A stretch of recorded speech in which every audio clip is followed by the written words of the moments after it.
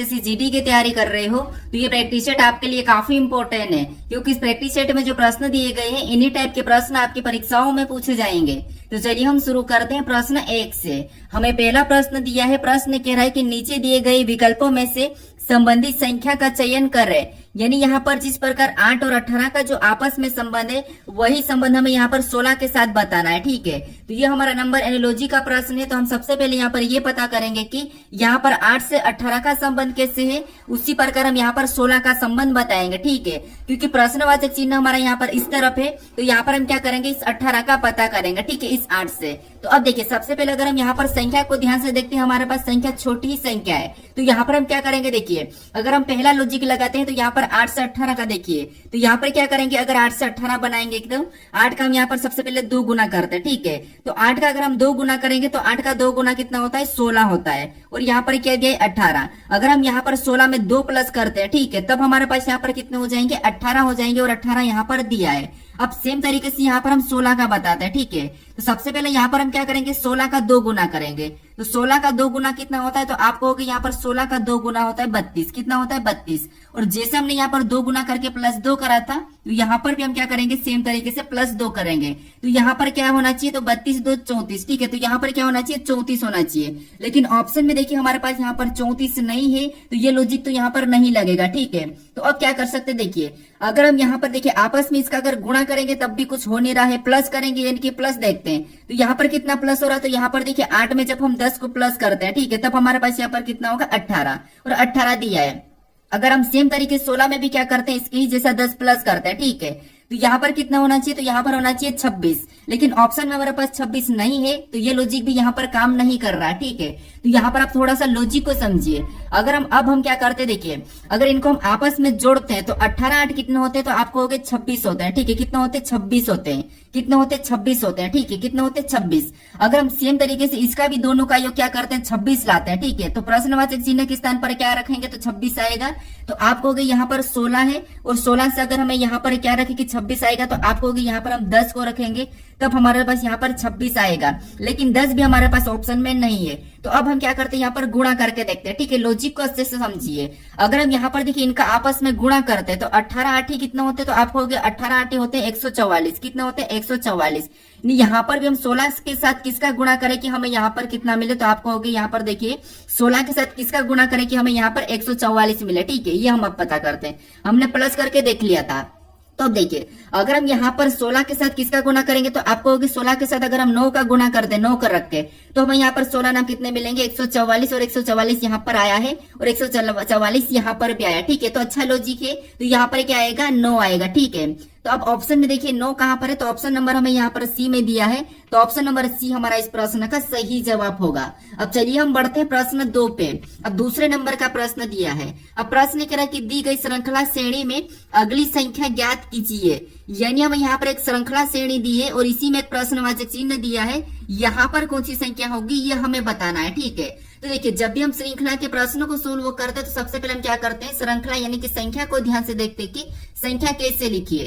तो यहाँ पर देखिए अगर हम संख्या को देखेंगे तो सबसे पहले 5 लिखा है, और 5 के बाद 3 लिखा, मतलब माइनस करा, और 3 के बाद 8, फिर प्लस, फिर 40, फिर 120, फिर प्लस प्लस चला है। ठीक है, यानी संख्या धीरे से घटी, फिर वापस से बढ़ी, फिर अचानक से बढ़ी। ठीक है, इस कंडीशन में आपको पता है जब संख्या थोड़ी सी घटती है बढ़ती है, उस कंडीशन में हम क्या करते हैं, एक छोड़ के एक देते हैं, एक देखते हैं। ठीक है, या तो वहां पर प्लस करेंगे एक छोड़ के एक, या फिर वहां पर गुणा करेंगे, या फिर माइनस करेंगे। ठीक है, तो अगर हम यहाँ पर एक छोड़ के एक देखते हैं, तो यहाँ पर देखिए अगर हम यहाँ पर 5 से 8 को देखेंगे तो यहाँ पर कितना प्लस हुआ है, तो आपको होगा यहाँ पर 3 प्लस हुआ है। फिर अगर हम यहाँ पर 8 से 120 को देखते हैं तो आपको होगा यहाँ पर तो कुछ ज्यादा ही प्लस हो रहा है, यानी कितना प्लस हुआ है, तो यहाँ पर 112 प्लस हो रहा है। कितना प्लस हो रहा है, तो आपको हो गया 112। यानी यहाँ पर देखिए अब हम इसको देखते हैं 3 से 40 को देखते हैं, तो यहाँ पर कितना प्लस हुआ, तो यहाँ पर 37 प्लस हुआ है। ठीक है, कितना 37। अगर हम सेम तरीके से अगली संख्या बताने के लिए 40 में 37 प्लस करते हैं, तो 40 में जब हम 37 को प्लस करेंगे तो संख्या यहाँ पर देखिए बहुत बड़ी है, तो यहाँ पर ये लॉजिक तो काम नहीं कर रहा प्लस वाला। तो अब हम यहाँ पर क्या करते हैं, यहाँ पर गुणा करके देखते हैं। अगर हम यहाँ पर 5 और 8 का आपस में गुणा करते हैं, ठीक है, तो यहाँ पर देखिए 5 और 8 का गुणा करेंगे तो यहाँ पर कितने हो रहे, तो 5 8 40 यहाँ पर दिया है। ठीक है, सेम तरीके से यहाँ पर गुणा करने पर दिया है। सेम तरीके से यहाँ पर भी हम क्या करते हैं, 3 और 40 का आपस में गुणा करते हैं। तो यहाँ पर 40 तिरिया कितने होते हैं, 120 होते हैं, और 120 भी यहाँ पर दिया है। यानी अगली संख्या बताने के लिए हम यहाँ पर क्या करेंगे, 8 और 120 का गुणा कर लेंगे। ठीक है, लॉजिक को समझना। तो 8 और 120 का गुणा करेंगे तो 12 8 96, यानी यहाँ पर कितने हो रहे, 960 हो रहे। ठीक है, कितने हो रहे, 960 हो रहे गुणा करने पर।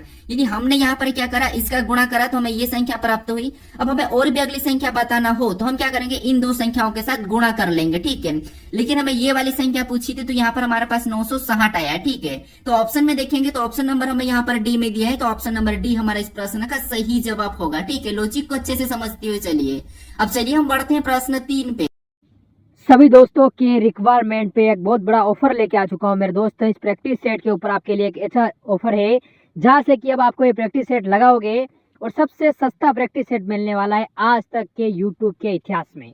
दोस्त जो ऐसे जीडी के हमारे 15 प्रैक्टिस सेट की मैं सीरीज लेकर आया हूँ, उसके अंदर मैंने आपको कहा था मेरे भाई कि इन 15 प्रैक्टिस सेट जो आपके सामने हैं हमारे YouTube channel all exam class के ऊपर, जिससे आप कैसे प्राप्त कर सकते हो, तो ये व्हाट्सअप नंबर आपके सामने दिया है, इस पे मैसेज कीजिए। और ये प्रैक्टिस सेट जो आपको 300 रुपये मिलते हैं, उनकी मैंने प्राइस रखी थी गुण 50 रुपये। अब इनसे भी माइनस करके मेरे दोस्त मैंने कर दिया है 30 रुपये, मात्र 30 रुपये अंतिम दिनों में इस प्रैक्टिस सेट को आपको लगाने के लिए। गुण 50 से भी माइनस करके, क्योंकि बहुत सारे बच्चों का कमेंट आ रहा है सर हम इतना पैसा पे नहीं कर पा रहे हैं, पास पैसे नहीं है, तो उसके लिए मैंने मात्र 30 रुपये कर दिए हैं और 15 प्रैक्टिस सेट मिलते हैं, यानी 2 रुपये में प्रैक्टिस सेट जरूर लगाना चाहिए अगर सिलेक्शन चाहिए, क्योंकि 70% कोर्स इस प्रैक्टिस सेट से ही मिलने वाला है आपको। तो देखते हैं कितने बच्चे लगाते हैं, बढ़ते हैं क्वेश्चन की ओर मेरे भाई। अब तीसरे नंबर का प्रश्न दिया है। अब प्रश्न कह रहा है कि उस वेन आरेख का चयन करें जो दिए गए वर्गों के बीच के संबंध को दर्शाता हो। यानी हमें यहाँ पर आयरलैंड दिया है, डबलिन दिया है और ग्रीस दिया है, इनके बीच वेन डायग्राम कैसा बनेगा ये प्रश्न हमें दिया है। तो यहाँ पर हमें प्रश्न जो दिया है वो इंग्लिश में नाम दिया है, तो यहाँ पर हमें घबराना नहीं है। ठीक है, अब देखिए आपको पता है जब भी हम वेन डायग्राम के प्रश्नों को सोल्व करते हैं तो सबसे पहले हम क्या करते हैं, शब्दों को ध्यान से देख लेते हैं और एक एक शब्द का डायग्राम बनाते हैं। ठीक है, तो यहाँ पर देखिए अगर हम देखेंगे तो आपको पता है यहाँ पर आयरलैंड क्या होता है, एक देश होता है। डबलिन क्या, ये भी आपको पता है, ये आयरलैंड के अंदर है। ग्रीस भी एक देश है, ये आपको पता है। ठीक है, अब हम एक एक शब्द का डायग्राम बनाते हैं। तो सबसे पहले हम यहाँ पर क्या करते हैं, आयरलैंड का डायग्राम बना लेते हैं। तो ये हमने क्या किया, आयरलैंड का डायग्राम बना लिया। ठीक है, उसके बाद अब हम यहाँ पर क्या करते हैं, दूसरे शब्द का बनाते हैं, जो कि हमें यहाँ पर दिया डबलिन। अब डबलिन का बनाने से पहले हम ये देखेंगे कि जो हमने यहाँ पर आयरलैंड का डायग्राम बनाया है, कि इनका डबलिन से कोई संबंध है या नहीं है। तो आप कहोगे आयरलैंड के अंदर ये डबलिन आता है। ठीक है, तो यहाँ पर डबलिन का डायग्राम आयरलैंड के अंदर बन जाएगा। उसके बाद हम यहाँ पर तीसरे शब्द का बनाएंगे, जो कि हमें यहाँ पर दिया ग्रीस। अब ग्रीस का डायग्राम बनाने से हम यहाँ पर ये देखेंगे कि जो हमने यहाँ पर डबलिन और आयरलैंड का डायग्राम बनाया है कि इनका ग्रीस से कोई संबंध है या नहीं है। तो आप कहोगे यहाँ पर ग्रीस एक देश से, तो इनका आयरलैंड और यहाँ पर डबलिन से कोई संबंध नहीं है क्योंकि ये अलग देश है। तो यहाँ पर ग्रीस का डायग्राम कैसा बनेगा, तो आप कहोगे इसका अलग बन जाएगा। अब डायग्राम हमारा तीनों शब्द का कैसा बना है, तो कुछ इस टाइप से बना है। तो ऑप्शन में देखेंगे तो ऑप्शन नंबर हमें यहाँ पर सी में दिया है, तो ऑप्शन नंबर सी हमारा इस प्रश्न का सही जवाब होगा। ठीक है, अब चलिए हम बढ़ते हैं प्रश्न 4 पे। अब 4 नंबर का प्रश्न दिया है। अब प्रश्न कह रहा है कि विलुप्त संख्या ज्ञात कीजिए। यानी हमारे पास यहाँ पर 3 आकृतियां दिखाई दे रही है। ठीक है, और इसमें एक आकृति में प्रश्नवाचक चिन्ह दिया है, यहाँ पर कौन सी संख्या होगी ये हमें बताना है। ठीक है, यहाँ पर हमारे पास लुप्त संख्या है, विलुप्त संख्या है। तो देखिए जब भी हम लुप्त संख्या के प्रश्न को सोल्व करते हैं तो मैं आपको बताता हूँ कि जब भी आपको क्या करना है, सबसे पहले देखना है कि प्रश्नवाचक चिन्ह कहाँ पर दिया है। तो प्रश्नवाचक चिन्ह हमें यहाँ पर दिया है, तो इसी की जगह बाकी की आकृतियों में संख्या कैसे लिखी ये सबसे पहले तो आपको पता करना है। तो जैसे इसी की जगह देखेंगे तो यहाँ पर हमारे पास देखिए यहाँ पर 84 लिखा है और यहाँ पर 54 लिखा है। ठीक है, क्योंकि यहाँ पर नीचे की ओर ठीक है प्रश्नवाचक है, तो हम भी यहाँ पर नीचे वाली संख्या को सबसे पहले तो पता करेंगे। ठीक है, अब इन संख्याओं को कैसे पता करेंगे, तो यहाँ पर ऊपर वाली जो 2 संख्या इनको ऐसा क्या करें कि हमें यहाँ पर 54 मिले, सेम तरीके से इन संख्याओं को भी साथ करना और यहाँ पर हमें 84 का पता करना है। ठीक है, चाहे यहाँ पर हम प्लस कर सकते हैं, माइनस कर सकते हैं, गुणा कर सकते हैं, भाग भी दे सकते हैं। ठीक है, तो अब देखिए सबसे पहले अगर हम यहाँ पर क्या करते हैं, इसमें माइनस करते हैं, तो 81 में से 6 माइनस करेंगे तो मतलब 54 तो बहुत नीचे है, तो इस माइनस तो होगा नहीं। गुणा करने पर तो संख्या ज्यादा होगी, तो फिर यहाँ पर क्या कर सकते हैं, वर्ग और घन देखते हैं। तो अगर यहाँ पर देखिए 81 को आपको पता है ये 81 क्या है, तो ये कहोगे आप ये हमारा 9 का वर्ग है। क्या है, ये 9 का वर्ग है। ठीक है, और यहाँ पर अगर हम 9 और 6 को आपस में गुणा करते हैं तो 9 6 कितने होते हैं, 54 होते हैं, और 54 यहाँ पर दिया है। सेम तरीके से यहाँ पर देखिए दूसरी आकृति में भी जो 144 दिख रहा है ये क्या है, तो आप कहोगे ये हमारा 12 का वर्ग है। ठीक है, क्या है, 12 का वर्ग। और यहाँ पर सेम तरीके से जैसे हमने यहाँ पर आपस में गुणा करा था तो इसका भी आपस में गुणा कर देते हैं। तो 12 और 7 का जब हम आपस में गुणा करेंगे तो 12 7 84 होते हैं और 84 भी यहाँ पर दिया है, यानी एक ही तरीके से हमने यहाँ पर दोनों संख्याओं का पता कर लिया। ठीक है, अब सेम तरीके से यहाँ पर संख्या को बताएंगे। तो अब देखिए सबसे पहले इस संख्याओं को देखेंगे 64, तो ये किसका वर्ग है, तो आप कहोगे ये 8 का वर्ग है। ठीक है, किसका, 8 का वर्ग। जैसे हमने यहाँ पर ऊपर वाली संख्या को गुणा करा था तो यहाँ पर भी हम क्या करेंगे, ऊपर वाली संख्या को गुणा करेंगे। तो ऊपर वाली संख्या कौन सी हमारी, तो 8 और 8, इनका आपस में गुणा करेंगे तो आपको पता है कितना होगा, तो 64 होगा। ठीक है, तो जो प्रश्नवाचक चिन्ह है यहाँ पर क्या हो जाएगा, 64 हो जाएगा। ऑप्शन में देखिए 64 कहां पर है, तो ऑप्शन नंबर हमें यहाँ पर डी में दिया है, तो ऑप्शन नंबर डी हमारा इस प्रश्न का सही जवाब होगा। ठीक है, बस आपको यहाँ पर क्या करना है, तरीका समझना है, लॉजिक कौन सा लग रहा है। अब चलिए हम बढ़ते हैं प्रश्न 5 पे। अब 5 नंबर का प्रश्न दिया है। अब प्रश्न कह रहा है कि निम्नलिखित विकल्पों में से असंगत विकल्प को चुनिए, यानी हमारे पास यहाँ पर 4 विकल्प दिए हैं, इनमें से 3 किसी न किसी प्रकार के समान है लेकिन एक अलग है, उसका ही हमें यहाँ पर क्या करना है, चयन करना है। ठीक है, अब देखिए मैंने लगभग आपको 10 से 12 दिन गैप दे दिया था इन प्रैक्टिस सेट में। ठीक है, अब देखिए ये प्रैक्टिस सेट बस ज्यादा नहीं चलेंगे, उसके बाद यहाँ पर मैं नई क्लास चलाने वाला हूँ जो कि मैराथन है। उसमें आपको सारे इंपोर्टेंट टाइप मिलने वाले, जितने भी क्वेश्चन परीक्षाओं में पूछे जा रहे हैं, जिस टाइप से पूछे जा रहे हैं, आपको टाइप वाइज मैराथन मिलने वाले। ठीक है, तो कुछ दिन में वो आपको मैं शुरू करने वाला हूँ, तो आप उसको चाहिए या नहीं चाहिए आप मुझे ये कमेंट करके बता दीजिए। ठीक है, क्योंकि ये प्रैक्टिस देखिए अभी आपको पता है आरपीएफ कांस्टेबल का जो हमारा स्टेटस आया है उसकी भी एग्जाम लगभग मार्च में होगी। ठीक है, और एनटीपीसी की उसके बाद ही होगी, तो ये एनटीपीसी और ग्रुप डी के अभी फॉर्म चल रहे हैं। तो ये 3 जो एग्जाम है रेलवे के, ठीक है, रेलवे की जो 3 एग्जाम है ये तो हमारे पास लगभग 1 महीने बाद ही होगी। तो इस 1 महीने में हम क्या करते हैं, रीजनिंग के जितने भी चैप्टर है उनकी मैराथन कर लेते हैं और सारे क्वेश्चंस को प्रैक्टिस कर लेते हैं। उसके बाद फिर वापस हम प्रैक्टिस सेट देखेंगे। ठीक है, तो कौन कौन सहमत है मुझे कमेंट करके बता दिए कि आपको यहाँ पर मैराथन क्लास चाहिए कि नहीं, चैप्टर वाइज एकदम। ठीक है, टाइप वाइज। तो यहाँ पर देखिए हमें प्रश्न क्या करा कि यहाँ पर 4 विकल्प दिए हैं, उनमें से 3 किसी न किसी प्रकार के समान है लेकिन एक अलग है, उसका हमें यहाँ पर चयन करना है। अब यहाँ पर हमें क्या दिया, शब्द दिखाई दे रहा है अंग्रेजी वाले। ठीक है, यानी कि लेटर वाले। अब इस कंडीशन में हम क्या करते हैं, या तो इनको लेटर से संख्याओं में बदल के देखते हैं या फिर उन शब्दों को देखते हैं शब्द दिए क्या है। तो यहाँ पर देखिए शब्द में यहाँ पर नाम दिया है, क्या नाम दिया है, तो यहाँ पर आपको होगी ये हमें मुंबई दिखाई दे रहा है, यहाँ पर जयपुर दिखाई दे रहा है, ये हमारा पूरा रायपुर है और यहाँ पर त्रिपुरा है। इसका मतलब ये है कि हमें यहाँ पर लेटर को देखने की जरूरत नहीं है, हमें शब्द से ही प्रश्न को सोल्व करना है। ठीक है, ये कंफ्यूज करने के लिए दिख रहा है, बाकी ज्यादा प्रश्न कठिन नहीं है। तो अब देखिए अगर हम मुंबई को देखेंगे तो ये हमारा महाराष्ट्र की राजधानी। ठीक है, महाराष्ट्र की कैपिटल है मुंबई। उसके बाद जयपुर की बात करें तो आपको पता है जयपुर हमारे राजस्थान की है राजधानी। उसके बाद रायपुर की बात करेंगे तो रायपुर हमारे छत्तीसगढ़ की है। ठीक है, क्या है, छत्तीसगढ़ की राजधानी। अब देखिए यहाँ पर जो त्रिपुरा है, ये जो त्रिपुरा है क्या है, खुद राज्य है। ठीक है, ये क्या है, खुद राज्य है। इसका मतलब ये है कि ये तीनों की तीनों क्या है, तो ये तीनों की तीनों हमारी राजधानी है लेकिन एक ये क्या है, तो हमारा ये राज्य है। तो ऑप्शन नंबर डी हमारा यहाँ पर अलग होगा, यही हमारा असंगत है। तो ऑप्शन नंबर डी हमारा इस प्रश्न का सही जवाब होगा। अब इसकी राजधानी क्या है त्रिपुरा की, तो आपको पता होगा त्रिपुरा की अगरतला है। ठीक है, क्या है, अगरतला है। तो यहाँ पर त्रिपुरा की राजधानी क्या होगी, अगरतला होगी। बाकी यही हमारा क्या है, असंगत है, त्रिपुरा हमारा एक राज्य है। ठीक है, अब चलिए हम बढ़ते हैं प्रश्न 6 पे। अब 6 नंबर का प्रश्न दिया है। अब प्रश्न कह रहा है कि एक निश्चित कोड भाषा में पिज्जा को BAAJQ तथा बर्गर को SFHSVC लिखा जाता है, तो उसी कोड भाषा में नूडल्स को क्या लिखा जाएगा, ये प्रश्न हमें पूछा है। तो ये हमारा कोडिंग डिकोडिंग का प्रश्न और ये पिछली बार SSC में पूछा था। ठीक है, तो अब देखिए सबसे पहले हमें आपको पता है कोडिंग डिकोडिंग में जब भी आपको लेटर से लेटर कोड मिलता है तो मैंने आपको बताया था कि आपको अल्फाबेट के साथ खेल खेलना है। ठीक है, यानी अल्फाबेट में या तो आपको माइनस करना है या प्लस करना है, उसका विपरीत देखना है, क्रॉस मेथड देखना है, रिवर्स मेथड देखना है, ये आपको मैं सारे बता रखा हूं। तो अब देखिए यहाँ पर हम क्या करेंगे, एक एक को देखेंगे। जैसे यहाँ पर पिज्जा में जो लेटर है उन लेटर को इनके साथ देखेंगे। तो सबसे पहले हम शुरू से देखते हैं। जैसे यहाँ पर इस पी से अगर हम बी की ओर जाएंगे तो आपको पता है बहुत लंबा होगा। फिर आई से ए को जाएंगे तो यहाँ पर माइनस हो रहा है, मतलब इधर से तो होगा नहीं। फिर हम यहाँ पर रिवर्स मेथड देखते हैं, यानी कि पीछे से। तो अगर हम पीछे से देखेंगे तो ए से बी के जाएंगे तो आसान है। ठीक है, यानी यहाँ पर देखिए ए में या ए से बी मतलब +1। फिर यहाँ पर देखिए जेड से ए मतलब +1, जेड से ए मतलब +1, आई से जे मतलब यहाँ पर भी +1, पी से क्यू मतलब यहाँ पर भी +1, यानी यहाँ पर रिवर्स मेथड है। ठीक है, कौन सी मेथड है, तो रिवर्स मेथड है। सेम तरीके से बर्गर का पता करते हैं। तो यहाँ पर भी देखिए अगर बी से एस की ओर जाएंगे तो आपको पता है लंबा पड़ेगा, तो हमें यहाँ पर क्या मिला है, रिवर्स मेथड मिला है। तो यहाँ पर भी रिवर्स मेथड यूज करेंगे तो आर से एस +1, ई से ए +1, एच से जी मतलब जी से एच +1, आर से एस यहाँ पर भी +1, यू से भी +1, बी से सी यहाँ पर भी +1, यानी हमें यहाँ पर कौन सा लॉजिक मिला है, तो यहाँ पर रिवर्स मेथड में +1 +1 करना है। तो सेम तरीके से यहाँ पर नूडल्स में भी यही करेंगे। ठीक है, तो यहाँ पर देखिए सबसे पहले रिवर्स मेथड पीछे से, यानी कि यहाँ पर +1 करेंगे तो क्या होगा टी। ऑप्शन में देखेंगे तो ए में नहीं है, सी में नहीं है और डी में नहीं है, तो ऑप्शन नंबर बी हमारा इस प्रश्न का सही जवाब होगा।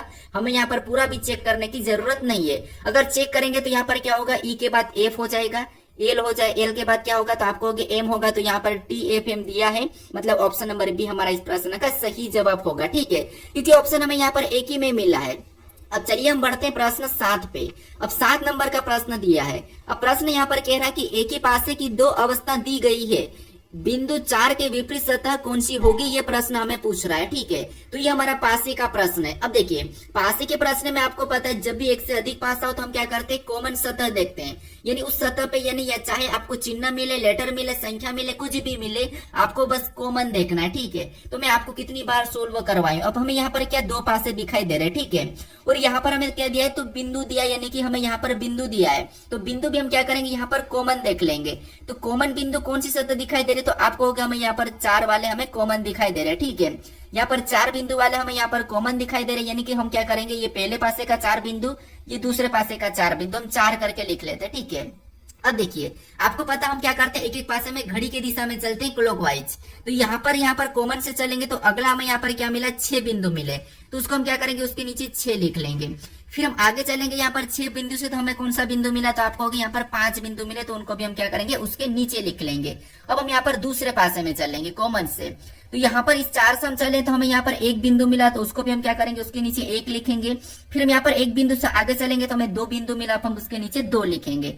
अब हमने यहाँ पर जो बिंदु लिखा है इनके जो आमने सामने है, ठीक है, ये जो इनके आमने सामने ये क्या है, एक दूसरे के विपरीत है, यानी 5 का विपरीत 2 और 2 का विपरीत 5। ठीक है, 1 का विपरीत 6 और 6 का विपरीत 1। हमें यहाँ पर किसका पूछा है, तो बिंदु 4 का विपरीत पूछा है। तो बिंदु 4 का विपरीत क्या हो जाएगा, तो हमें यहाँ पर बिंदु 4 का बताना है, तो हमें यहाँ पर देखना है कि कौन सा नहीं दिखाई दे रहा है। हमें यहाँ पर 1 से 6 तक दिखाई दे रहा है, तो हमें यहाँ पर 3 नहीं दिखाई दे रहा है। ठीक है, तो 1 4 को हटा के यहाँ पर हम क्या करेंगे, 3 को लिख लेंगे। ठीक है, तो यहाँ पर 4 का विपरीत बिंदु कितना होगा, 3 होगा।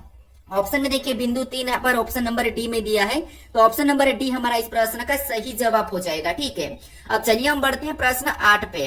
अब 8 नंबर का प्रश्न दिया है। अब प्रश्न कह रहा है कि दी गई आकृति में ऐसे कितने बैरल है जो केवल जग है, यानी हमें यहाँ पर एक आकृति दी है, इसमें ऐसे कितने बैरल है जो केवल जग है, ये प्रश्न हमें पूछ रहा है। ठीक है, तो ये हमारा वेन आरेख का ही प्रश्न है, हमें यहाँ पर क्या करना है, आकृति का अध्ययन करना है। ठीक है, तो जैसे अगर हम यहाँ पर इस वर्ग की बात करते हैं, यहाँ पर हमें जो वर्ग दिखाई दे रहा है, ठीक है, इसकी बात करते हैं, तो इसके अंदर जितनी भी संख्या होगी वो सभी की सभी अपने आप में क्या होगी, बोतल लगी। उसके बाद अब यहाँ पर हमें जो त्रिभुज दिखाई दे रहा है, ठीक है, इसके अंदर जितनी भी संख्या होगी सभी अपने आप में क्या होगी, तो वो होगी बैरल। उसके बाद हमें यहाँ पर और वृत्त भी दिखाई दे रहा है। ठीक है, तो इस वृत्त के अंदर जितनी भी संख्या है वो सभी की सभी अपने आप में बात कर रहा हूँ। ठीक है, तो अपने आप में क्या होगी, जग होगी। उसके बाद हमें यहाँ पर प्रश्न पूछिए क्या दिखाई दे रहा है, इसके अंदर देखिए, इसके अंदर जितनी भी संख्या होगी वो सभी की सभी अपने आप में क्या होगी, तो आपको होगी, ये अपने आप में होगी, ग्लास होगी। ठीक है, अब हमें यहाँ पर प्रश्न क्या पूछ रहा है, तो प्रश्न पूछा कि इस आकृति में ऐसे कितने बैरल है जो केवल जग है, यानी यहाँ पर केवल जग पूछा है, तो जग के अंदर आना चाहिए, लेकिन कौन, बैरल। तो यहाँ पर अगर हम 7 को लेते हैं, ठीक है, ये 7 जग के अंदर है, तो ये केवल जग के अंदर है, तो इसको नहीं लेंगे।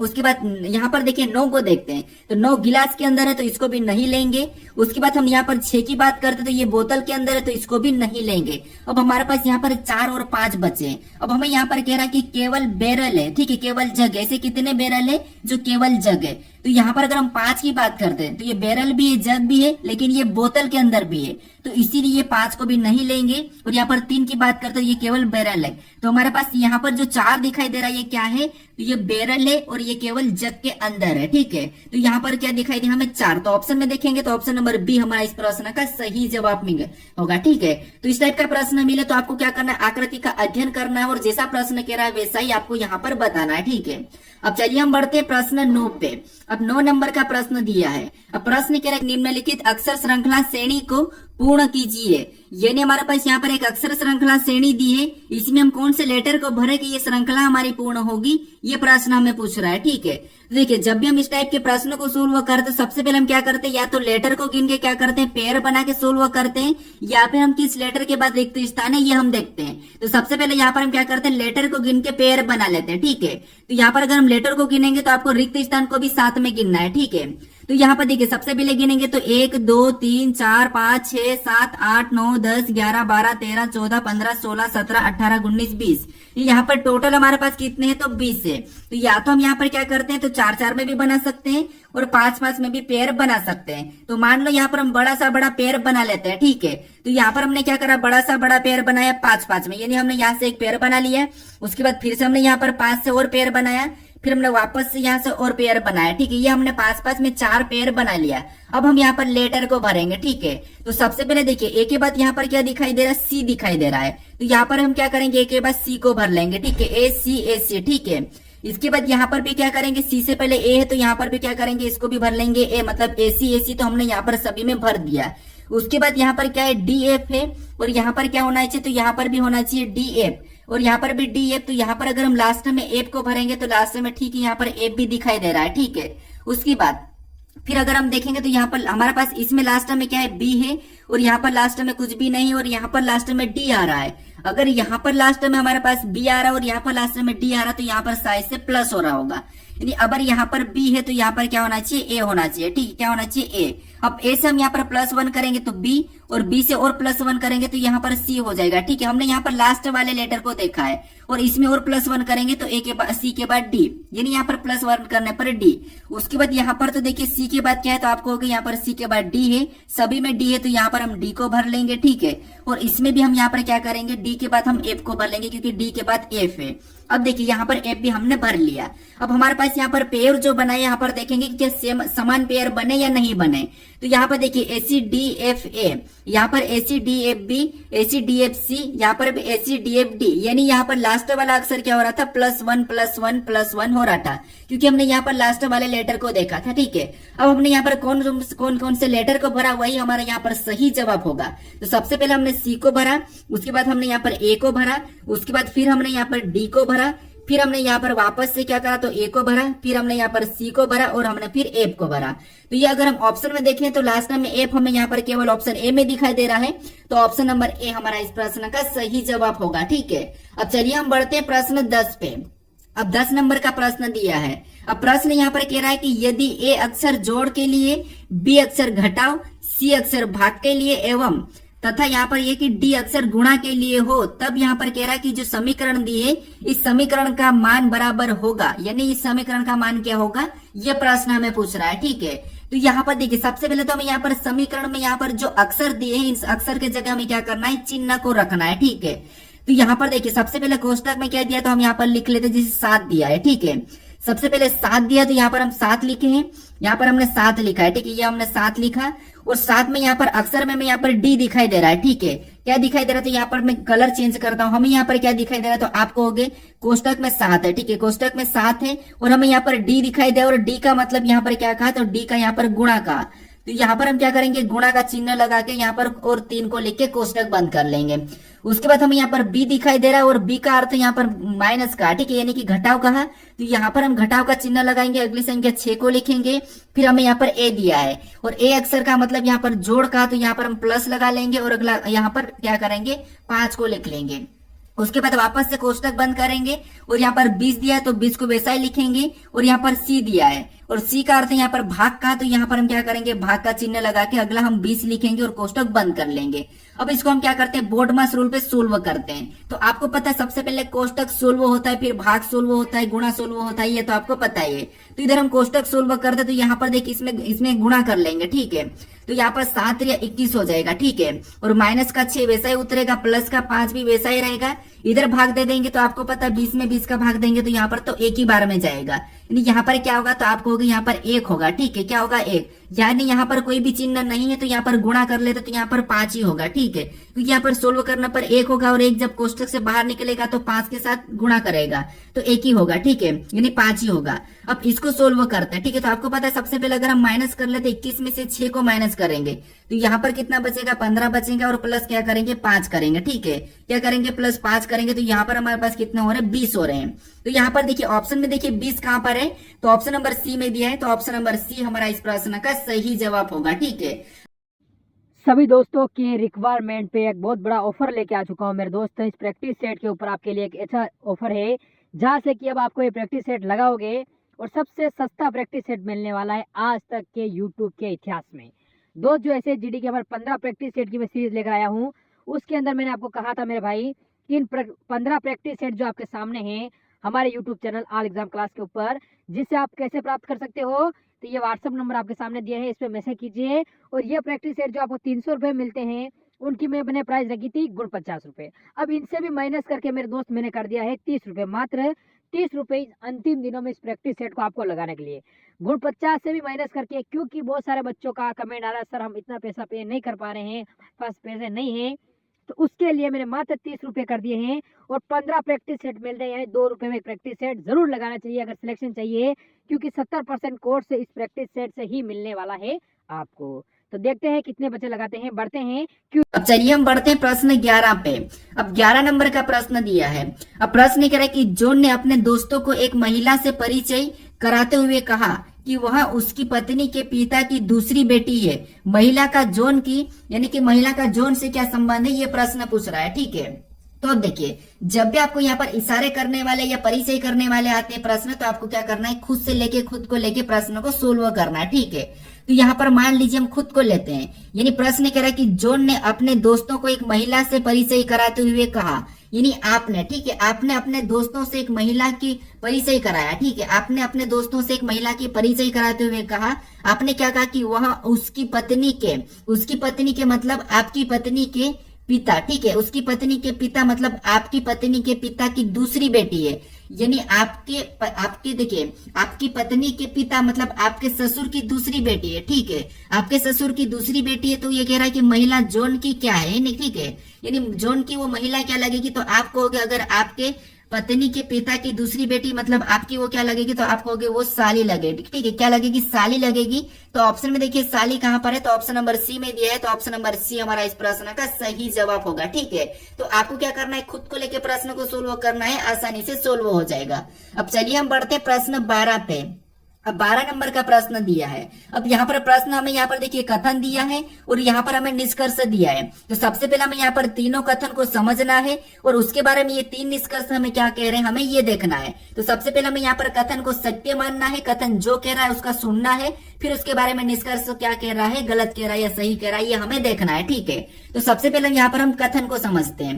तो यहाँ पर पहला कथन कह रहा है कि सभी कवर जार है, यानी जितने भी कवर है। ठीक है, यानी मान लो ये कवर है, ठीक है, ये क्या है, ये कवर है, और ये सभी की सभी कवर क्या है, तो सभी की सभी कवर जार है। ठीक है, जार है, इसका मतलब ये जार के अंदर आ जाएंगे। ठीक, क्या हो जाएंगे, जार के अंदर आ जाएंगे, और ये हमारा क्या हो गया, जार हो जाए। तो यहाँ पर जितने भी कवर सभी की सभी क्या है, जार है। ठीक है, ये हमने डायग्राम बना लिया। उसके बाद यहाँ पर दूसरे को पढ़ते हैं। ठीक है, अब दूसरा कथन कह रहा है कि कोई फनल जार नहीं है, यानी कोई यहाँ पर मान लो ये फनल है। ठीक है, ये क्या है, फनल है, और कोई भी फनल जार नहीं है। ठीक है, ये कहा था। ठीक है, हमने अलग बनाया, कोई भी फनल जार नहीं है। उसके बाद अब देखिए, अब क्या कह रहा है, तो यहाँ पर तीसरा कह रहा है कि कुछ कुएं फनल है, यानी यहाँ पर कह रहा है कि कुछ कुएं जो क्या है, फनल है, यानी कुछ कुएं फनल है। तो यहाँ पर हम क्या करते हैं, कुछ कुएं को फनल बना लेते हैं। तो यहाँ पर कुएं का मैं वापस से क्या करता हूँ, के ले लेता हूँ। ठीक है, यानी मैं मान लो हिंदी में लिख लेता हूँ कुएं। ठीक है, ये क्या हो गया, कुएं हो गया। कुछ कुएं क्या है, तो आप कहोगे कुछ कुएं फनल है। ठीक है, अब देखिए यहाँ पर इसके बारे में निष्कर्ष क्या कह रहा है, हमें ये देखना है। तो पहला निष्कर्ष कह रहा है कि कुछ कुएं कवर है। क्या आपको यहाँ पर कुछ कुएं कवर दिखाई दे रहे हैं क्या, तो आप कहोगे हमें यहाँ पर कुछ कुएं कवर नहीं दिखाई दे रहे हैं।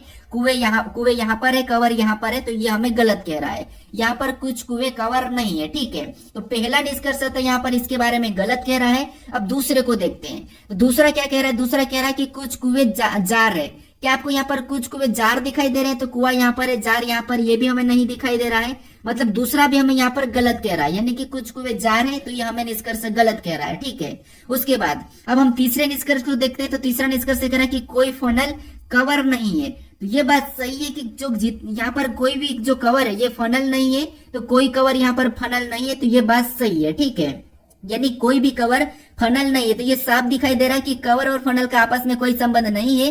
तो ये वाला हमें यहाँ पर सही कह रहा है इसके बारे में। ठीक है, कि कोई भी यहाँ पर फनल कवर नहीं है, तो ये हमें सही कह रहा है। तो निष्कर्ष कौन सा पालन कर रहा है? तीसरा वाला।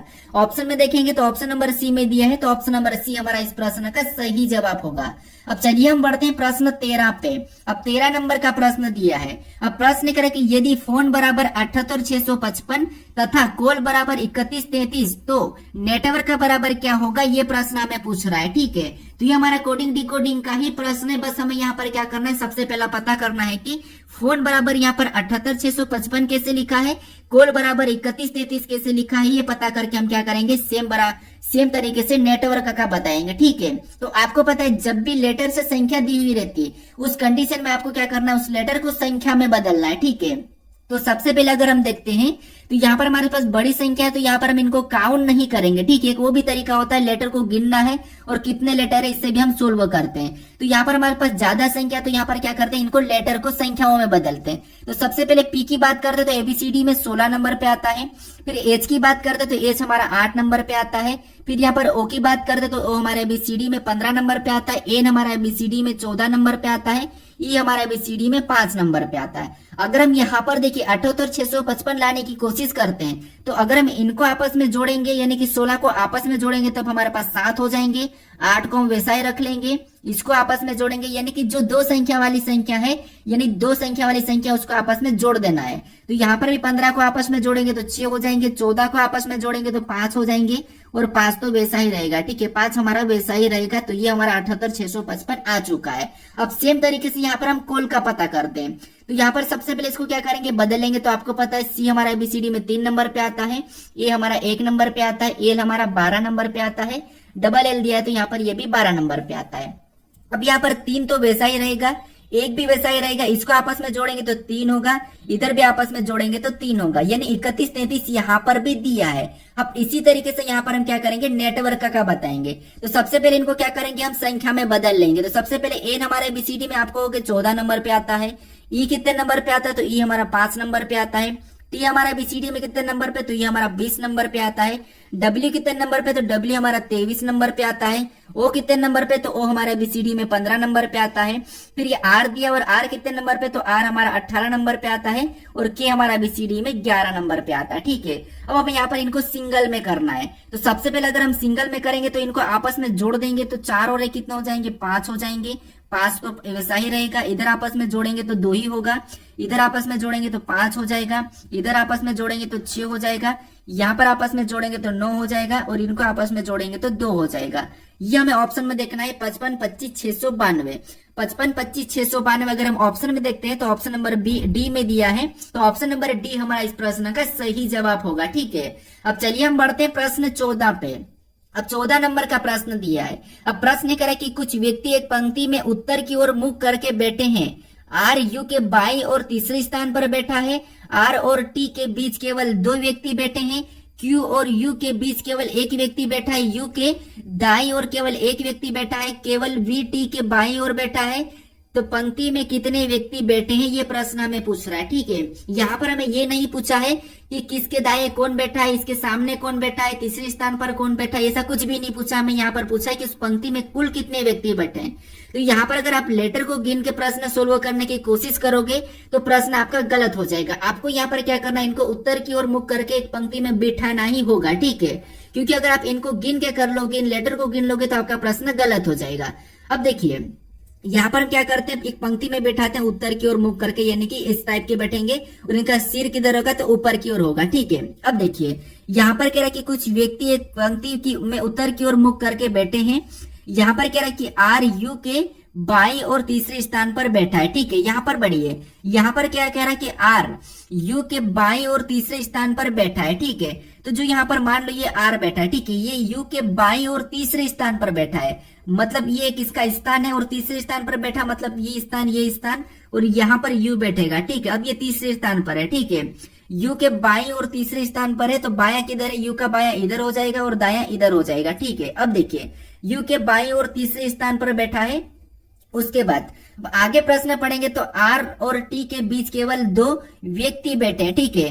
तो आर और टी के बीच केवल दो व्यक्ति बैठे हैं, तो अगर हम यहाँ पर टी को बिठाएंगे तो यहाँ पर तो बैठेगा ही नहीं, मतलब आर दो व्यक्ति नहीं मिलेंगे। तो फिर हम यहाँ पर क्या करेंगे, आर और टी के बीच दो व्यक्ति बैठे, इसका मतलब ये है कि टी हमारा यहाँ पर बैठेगा, तब आर और टी के बीच ये हमें दो व्यक्ति दिखाई दे रहे हैं, ठीक है। कौन से, ये वाला हमें दो व्यक्ति दिखाई दे रहे और यहाँ पर ये दो व्यक्ति इधर है, ठीक है। अब देखिए उसके बाद आगे प्रश्न कह रहा है कि Q और U, यानी Q और U के बीच केवल एक व्यक्ति बैठा है, यानी Q और U के बीच केवल एक व्यक्ति बैठा है। इसका मतलब ये कि Q यहाँ पर बिठाएंगे Q को, तब इनके बीच एक व्यक्ति आ जाएगा, ठीक है। उसके बाद अब आगे प्रश्न कह रहा है कि U के दाईं ओर केवल एक व्यक्ति बैठा है, U के दाईं ओर केवल एक व्यक्ति बैठा है, ठीक है। यहाँ पर केवल एक व्यक्ति दिखाई दे रहा है, अब कौन बैठा है ये तो हमें कहा नहीं। फिर यहाँ पर कह रहा है कि केवल V T के बाईं ओर बैठा है, केवल V जो T के बाईं ओर बैठा है, तो T का बाईं ओर किधर होगा, तो आपको T का बाईं ओर तो इधर होगा, मतलब V इधर बैठा है, ठीक है। अब देखिए V यानी कि T के बाईं ओर V केवल बैठा है, तो ये इधर बैठ गया, ठीक है। अब आगे प्रश्न पूछ रहा है बैठा है तो पंक्ति में कितने व्यक्ति बैठे। अब यहाँ पर देखिए हमको सबको गिनना पड़ेगा कि टोटल यहाँ पर पंक्ति में कितने व्यक्ति बैठे, तो हमें यहाँ पर इनको भी गिनना पड़ेगा, क्योंकि यहाँ पर कौन बैठा ये तो नहीं कहा, लेकिन बैठा जरूर है, ठीक है। तो इनको गिनेंगे, ठीक है, इनको गिनेंगे तो यहाँ पर देखिए एक, उसके बाद ये 2 3 4 5 6 7 8, यानी यहाँ पर टोटल हमारे पास कितने व्यक्ति दिखाई दे रहे हैं, तो 8 दिखाई दे रहे हैं, ठीक है। कितने, 8 दिखाई दे रहे हैं, ऑप्शन में नहीं है, ठीक है। उसके बाद एक और व्यक्ति बैठेगा, तो एक और व्यक्ति कौन हमें यहाँ पर मिस हुआ है, तो यहाँ पर देखिए प्रश्न को पढ़ते हैं। यहाँ पर कह रहा है कि आर यू के, ठीक है, आर जो यू के यहाँ पर क्या, यू के बाईं और तीसरे स्थान पर है, तो यू के बाईं और तीसरे स्थान पर है, ठीक है। उसके बाद आगे प्रश्न कह रहा है कि आर और टी के बीच केवल दो व्यक्ति बैठे हैं, तो आर और टी के बीच केवल दो व्यक्ति बैठे, ये भी ठीक है। उसके बाद कह रहा है कि क्यू और यू के बीच केवल एक व्यक्ति बैठा है, तो क्यू और यू के बीच केवल एक व्यक्ति बैठा है, ठीक है, तो ये भी ठीक है। उसके बाद आगे प्रश्न कह रहा है कि यू के दाईं ओर केवल एक व्यक्ति बैठा है, तो यू के दाईं ओर, अच्छा यू के दाईं ओर केवल एक व्यक्ति बैठा, तो यहाँ पर हमारे पास एक गलती हुई, ठीक है। इसका यू का दायां इधर है, ठीक है, यू का दायां इधर है, मतलब एक व्यक्ति यहाँ पर भी बैठा है, ठीक है, एक व्यक्ति यहाँ पर भी बैठा है।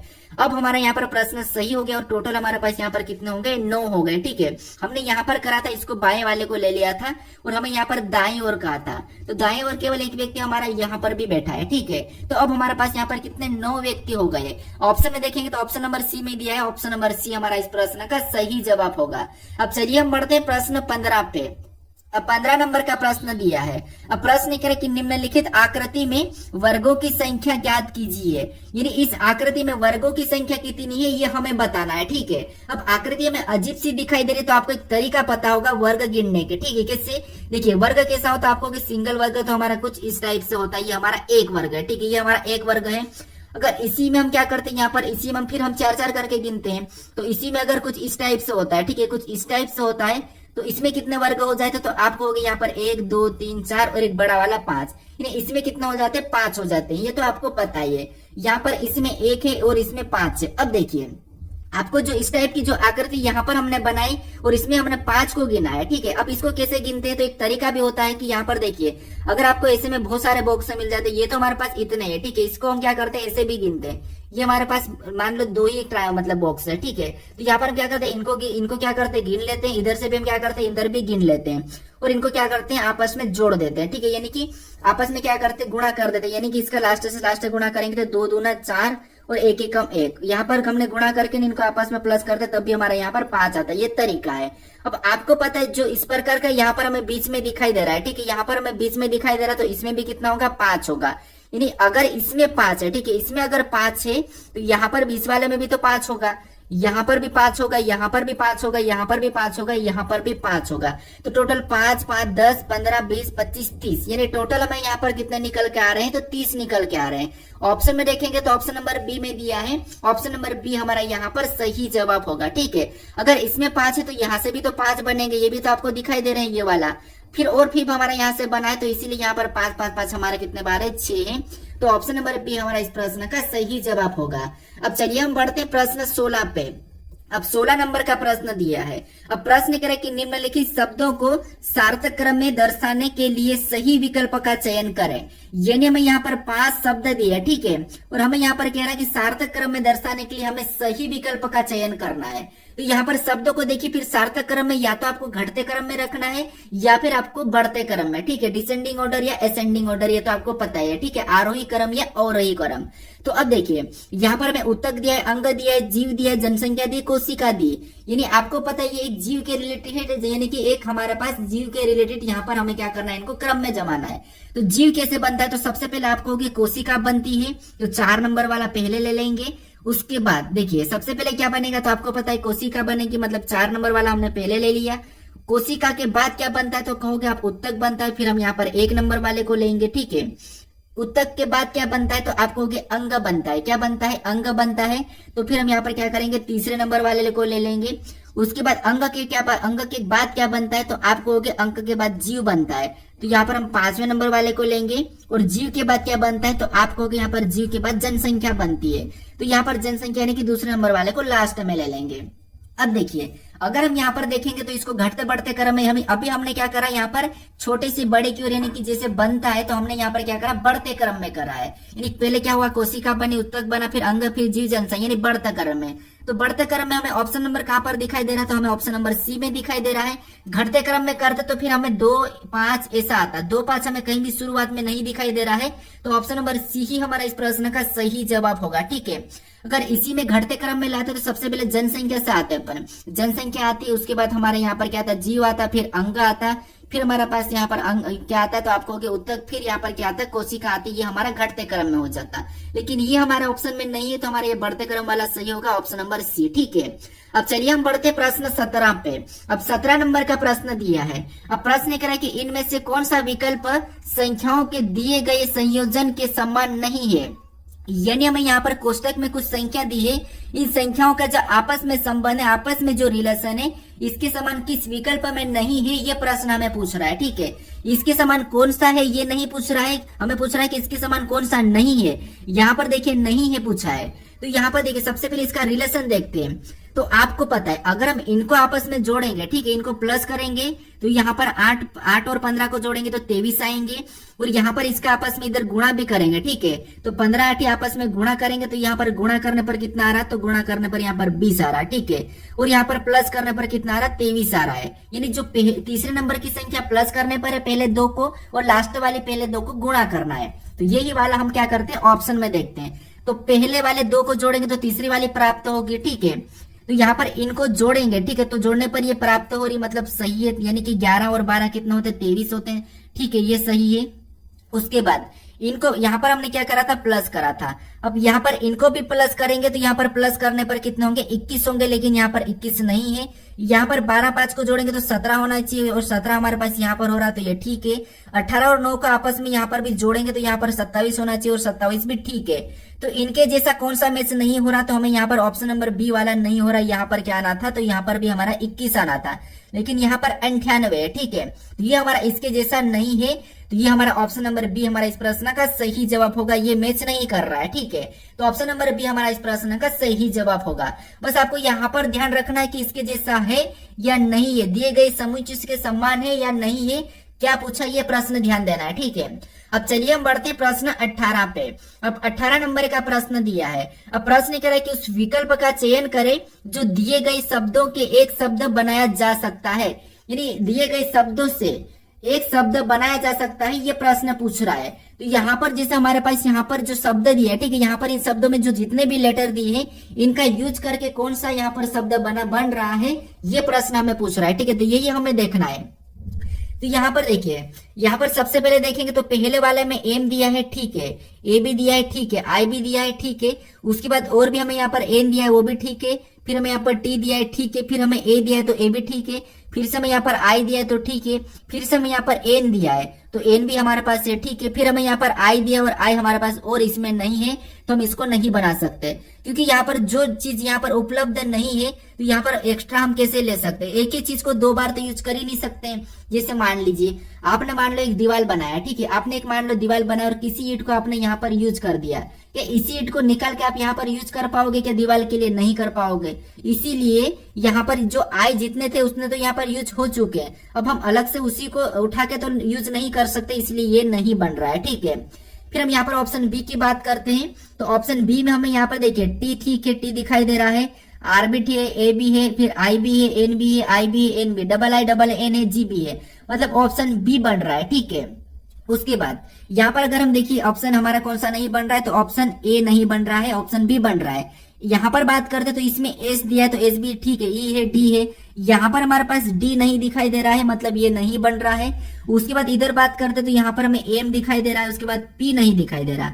यहाँ पर हमारे पास पी इसमें नहीं है, तो ये भी हमारा नहीं बन रहा है, तो हमारा ऑप्शन नंबर बी बन रहा है। तो यही वाला हमारा यहाँ पर क्या होगा, सही जवाब होगा। अब चलिए हम बढ़ते हैं प्रश्न 19 पे। अब 19 नंबर का प्रश्न दिया है। अब प्रश्न कह रहा है कि विकल्प चित्रों में से क्लिक के क्षैतिज दर्पण प्रतिबिंब का चयन करें। यानी हमारे पास यहाँ पर जो क्लिक दिया है, यानी कि लिख दिया है, इस लिख के क्षैतिज दर्पण प्रतिबिंब का हमें यहाँ पर क्या करना है, चयन करना है। तो इस लिख को क्या करना है, क्षैतिज दर्पण प्रतिबिंब का चयन करना है। तो आपको पता है क्षैतिज दर्पण यानी कि आपको क्षैतिज रेखा पे बताना है। तो 3 रेखा होती है, तो एक तो हमारी खड़ी रेखा होती है, एक हमारी आड़ी रेखा होती है, एक हमारी तिर्यक रेखा होती है। तो इसको हम ऊर्ध्वाधर कहते हैं, और इसको देखिए ये हमारे ऊर्ध्वाधर हो गई, ये हमारी क्षैतिज रेखा हो गई, ये हमारी तिर्यक रेखा हो गई। तो हमें यहाँ पर क्षैतिज रेखा पूछा है। ठीक है, तो क्षैतिज रेखा कैसे होगी, तो ऐसे होगी। अब यहाँ पर देखिए लिख का, तो क्षैतिज रेखा यानी कि लिख ऐसा हमने लिखा, और क्षैतिज रेखा का दर्पण प्रतिबिंब मतलब ये नीचे की ओर बनेगा। ठीक है, नीचे की ओर। तो यहाँ पर एल हमारा ऐसा बनेगा। ठीक है, एल कैसा बनेगा, तो एल ऐसा बनेगा। यहाँ पर आई पर कोई प्रभाव नहीं पड़ेगा, के पर भी कोई प्रभाव नहीं पड़ेगा। ठीक है, तो ये हम ऑप्शन में देखते हैं। तो ऑप्शन नंबर हमें यहाँ पर सी में मैच हुआ है, तो ऑप्शन नंबर सी हमारा इस प्रश्न का सही जवाब हो जाएगा। अब चलिए हम बढ़ते हैं प्रश्न 20 पे। अब 20 नंबर का प्रश्न दिया है। अब प्रश्न करें कि नीचे दिए गए विकल्पों में से संबंधित शब्द को चुनिए। यानी यहाँ पर जिस प्रकार यहाँ पर लीची और फल का जो आपस में संबंध है, वही संबंध हमें यहाँ पर जायु के साथ बताना है। ठीक है, तो ये हमारा एनालॉजी का ही प्रश्न है, शब्द एनालॉजी का प्रश्न है। तो ये भी प्रश्न इंपॉर्टेंट प्रश्न है, और शब्द एनालॉजी प्रश्न में आप प्रश्न को गलत करके आते ही है। ठीक है, तो इसीलिए मैं आपको यहाँ पर देखिए हर चैप्टर की मैराथन लेने वाला हूँ, तो उस मैराथन को जरूर देखना। ठीक है, वहां पर आपको जितनी भी टाइप, जितने भी प्रकार के प्रश्न बनते हैं, सभी प्रश्न वहां पर आपको प्रैक्टिस के लिए मिलेंगे। ठीक है, तो देखिए यहाँ पर जैसे लीची और फल का जो आपस में संबंध है वो हमें यहाँ पर बताना है। तो यहाँ पर आप ये तो आसानी से पता कर लोगे कि जो लीची है ये क्या है, तो ये एक फल है, तो इसका संबंध फल दिया है। ये तो आप आसानी से पता कर लिया कि लीची क्या है, एक फल है। लेकिन जायु क्या है, तो ये आपको थोड़ा सा पता करने में कंफ्यूज होते हो। ठीक है, तो यहाँ पर आपको जीके का भी नॉलेज होना चाहिए, सब चीजें का नॉलेज होना रहता है, तब जाके शब्द एनालॉजी सही होता है। तो लीची एक फल है और उसका संबंध फल से दिया है। तो जायु जो दिया है ये क्या है, तो ये एक क्या है, तो एक नृत्य है। ठीक है, क्या है, एक जायु एक नृत्य है। ये कहाँ का नृत्य है, तो ये भी मैं आपको बता देता हूँ, ये हमारा अमेरिका अफ्रीका का उधर का नृत्य है। तो ये जायु जो है एक नृत्य है, तो इसका संबंध किससे होगा, तो आपको होगे इसका संबंध हमारा नृत्य से होगा। ठीक है, किससे होगा, नृत्य से होगा। ऑप्शन में देखिए नृत्य कहाँ पर है, तो ऑप्शन नंबर सी में दिया है, तो ऑप्शन नंबर सी हमारा यहाँ पर सही जवाब होगा। ठीक है।